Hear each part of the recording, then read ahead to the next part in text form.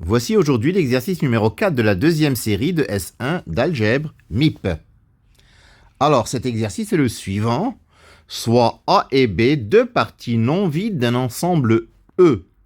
On considère l'application F qui va de P de E vers P de A croix P de B, qui a X, une partie de E, associe le couple X inter A, X inter B. Première question, montrer que F est injective si et seulement si A union B c'est E. Deuxième question, montrer que F est surjective si et seulement si A inter B égale l'ensemble vide. Troisième question, dans le cas où F est bijective, déterminer F-1. Alors, de la gauche vers la droite, pour la première question, on suppose que F est injective. Et nous allons montrer que A union B, c'est E. Ben, si A union B, c'était pas E, ça voudrait dire qu'il existerait un X dans E qui n'est pas dans A union B. En fait, qui n'est ni dans A, ni dans B. Donc, X inter A, c'est l'ensemble vide. Le singleton X inter A, c'est l'ensemble vide. Et le singleton X inter B, c'est également l'ensemble vide. Donc, F du singleton X, c'est l'ensemble vide, l'ensemble vide. Et nous avons aussi que F de l'ensemble vide, c'est aussi l'ensemble vide, l'ensemble vide. Donc, F du singleton X, c'est F de l'ensemble vide. Et puisque F est injective, X, c'est l'ensemble vide. Ce qui est absurde. Donc, l'hypothèse qu'on avait émise que A union B, ce n'était pas E, est absurde. Par conséquent, A union B, c'est E. Dans l'autre sens, de la droite vers la gauche, on suppose que A union B, c'est E. Nous allons montrer que F est injective. Soit X et X', deux éléments de P de E qui ont la même image. Nous allons montrer que X égale X'. F de X égale F de X', ça veut dire X inter A, c'est X' inter A. X inter B, c'est X' inter B. Nous allons réunir les deux quantités de gauche. Donc l'union de X inter A et X inter B, ce sera égal à l'union de X' inter A et X' inter B. Donc X inter A union X inter B égale X' inter A union X' inter B. Donc X inter A union B, c'est X' inter A union B. Mais A union B, c'est E, donc X inter E, c'est X' inter E. Donc X égale X'. Et F est donc injective. Deuxième question.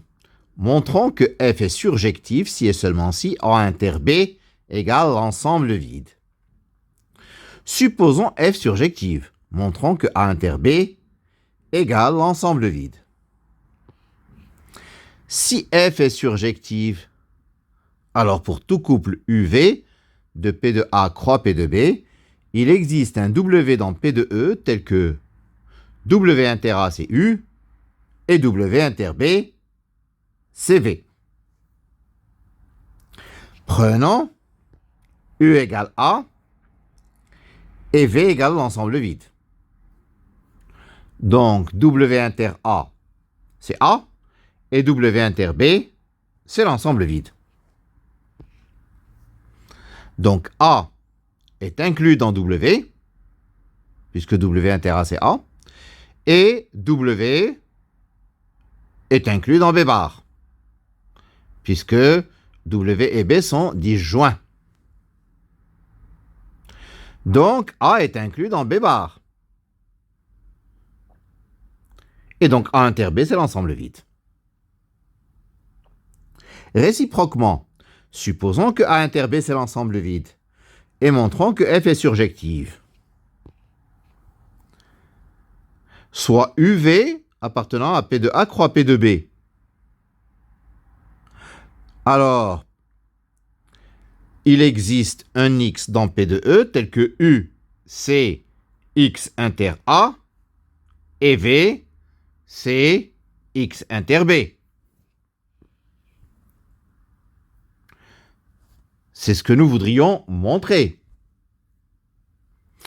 On veut montrer qu'il existe un X dans P de E qui vérifierait ceci.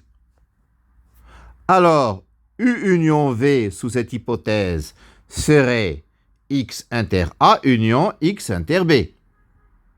C'est-à-dire X union A inter B, c'est-à-dire X union l'ensemble vide, c'est-à-dire X. Donc, il existe bien un X. D'accord, dans P de E, cet X c'est U union V.